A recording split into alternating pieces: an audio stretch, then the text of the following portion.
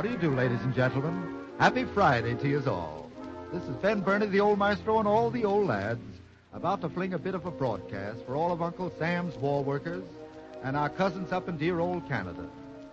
While we're swinging and singing, we hope a whole flock of you guys and gals are stringing along with us. You know, when the old lads and I get together here in the Wrigley Building every afternoon, we sometimes wonder what tunes to play, which ones will please the most people. But as for what to say, well, I never have any trouble deciding. Because when I say that chewing gum on the job is pleasing a great many war workers day in and day out, well, I ain't just guessing. I knows whereof I speaks, because they done told me. Yells that chewing gum on a job has a refreshing effect on a fellow when the old grind of doing the same thing over and over again starts to wear on his nerves. And then, too, you never need worry about chewing gum spoiling the old appetite. I reckon that's the reason that so many of the home gals who do the cooking for our war workers slip a package of Wrigley spearmint gum right in the old lunch bucket. It's a swell little helper for their favorite gent when he's working hard. That long-lasting flavor stays right in their pitching so you can chew it longer. And these days, that's a plenty solid consideration. Indeed it is. And now I see old Doc Wells, our baritone sax man, has put down that mail order catalog, so I guess we'll get started here. You know, old Doc has been collecting soap coupons for the past 15 years, and he's finally saved enough to send away for that water pistol. Congratulations, Doc. All right, Caesar, start these here.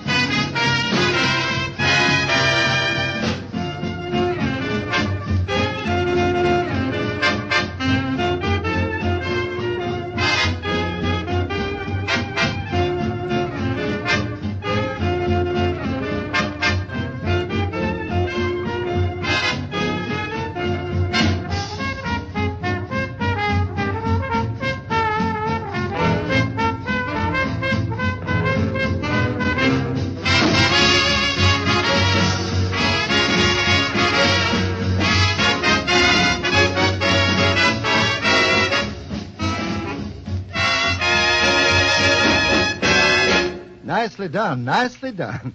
By gosh, you're hotter than a short-order kitchen this afternoon. You know, I've got to compliment these old fellas.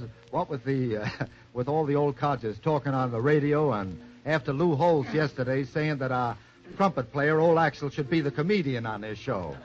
You know, I've got a good mind to let him have a go at it. Come on up here, Axel. Let's get Axel up here. If Lou Holtz says it, maybe it's so. All right, go ahead, Axel. Take it. How do you do, ladies and gentlemen? As I was coming down to the studio today, the funniest thing happened. Oh. So far, you're great. I know it. Well, anyhow, as I got to the lagoon at the lake, I took my girl out canoeing. Did you ever take your girl out in a canoe and have your knees knocked together? Oh. Now, do you see what I mean? Lou Holtz's priorities of 1950. Well, I'm glad Jack Fulton is on tap, because Jack is going to bail me out of this. He's going to sing one of the prettiest ballads of the year, ladies and gentlemen, dedicated to the valiant Russians. And still the Volga flows.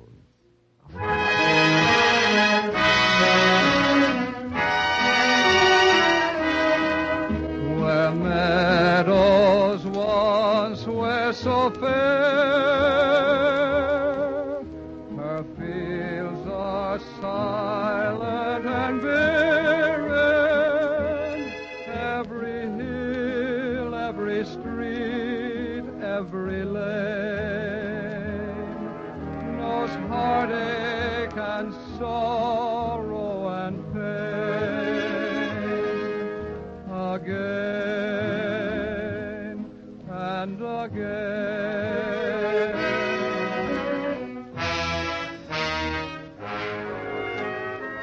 And still the Volga flows through silent valleys that will learn to sing again, when every field and plain is bearing golden grain, and every voice will rejoice in spring again.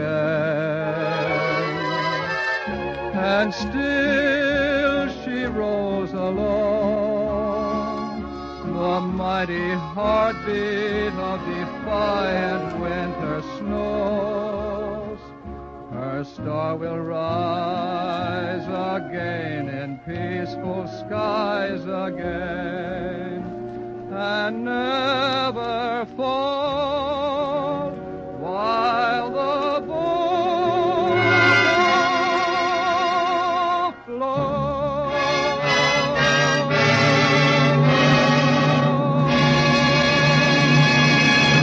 Beautifully done, Jack. Beautifully sung. When it comes to doing a ballad, Jackson, you've certainly got what it takes. And today, along the war production front, thousands of guys and gals who never did that sort of work before are discovering that they've got. 6 months ago, some of them people that are setting production records today didn't know one end of a hammer from the other. But we've all got just one occupation for the duration, and that's doing our utmost whenever and wherever we're needed. So regardless of what you've been doing up to now, if you live in an area where war workers are badly needed, and badly needed they are, my friends, how's for stopping in and having a chat with the fellows at your local office of the United States Employment Service? Those fellows know what's cooking and where and how. Our president told us last Saturday to look these fellows up. They're doing a good job. By gosh, I don't believe it'll be any time before they make riveters out of Billy Rose's bathing beauties. And speaking of riveters, comes now our electric guitarist, Les Paul. Known around the Wrigley Building as a 1-watt Marconi. And today that electric guitar is doing double duty. Not only is Les going to play the Sheik of Araby on it, but he's going to bake a potato for old Vince at the same time. Cut her loose, Les, cut her loose.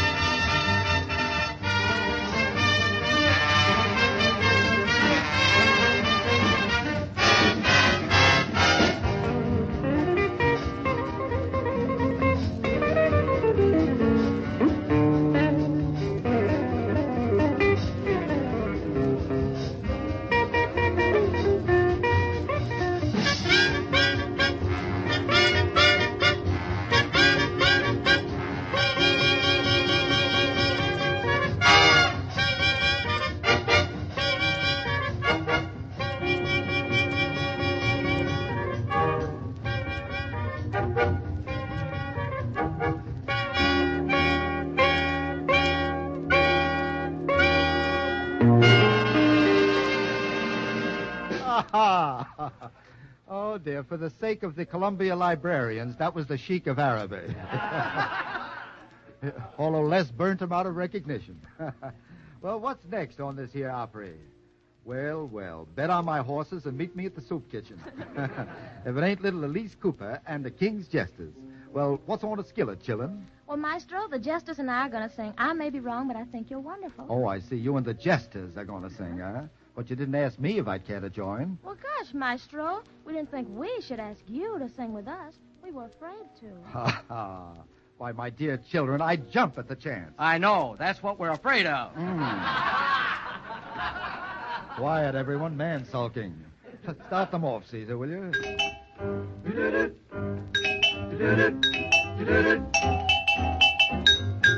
I may be wrong, but I think you're wonderful. I may be wrong, but I think you're swell. I like your style, say. I think you're marvelous. I'm always wrong, so how can I tell? All my clothes are unsightly. All my hats are a crime. If in you I pick brightly, It's the very first time. I may be wrong, but I think you're wonderful. I may be wrong, but I think you're swell. You did it. You did it. You did it.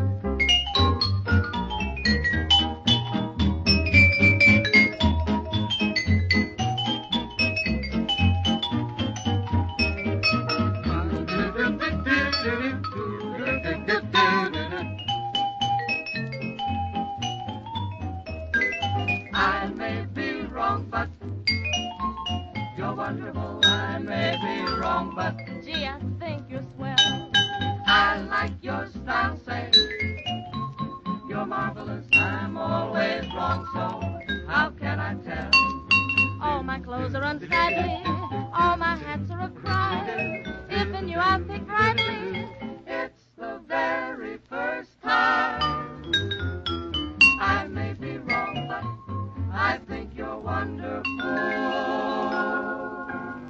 I may be wrong, but I think you're swell. Yeah, that was really wonderful. Yowza, yowza. I think the boys are applauding. You know, they're applauding Lou Krupa, singer. Our fat drummer boy. And man, is he getting fat. You better lay off Caesar Petrilla's pasta fagioli and Axel Monroe's clam chowder, but they're doing it. Well, as the gas man said to the fellow who hadn't paid his bill, it's about time for us to turn it off, I reckon. Well, we'll be lighting the old front burner at the same time Monday for the Wrigley Spearmint Gum people. And if you'd like to take potluck with us, we'll sure save you all a place at the table. I don't know exactly what we'll have on a bill of fare, but we sure hope there'll be something that'll hand you a kick.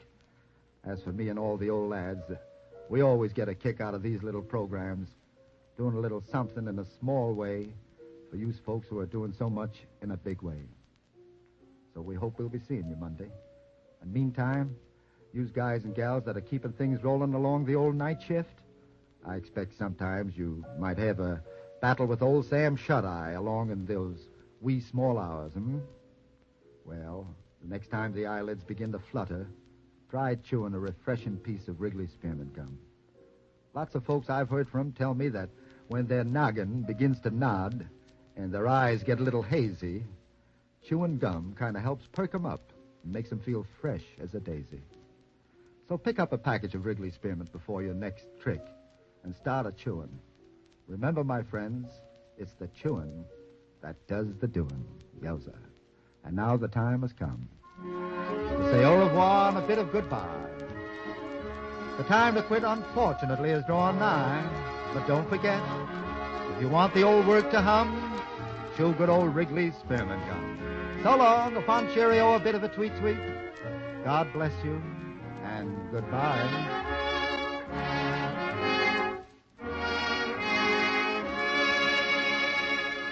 This is the Columbia Broadcasting System.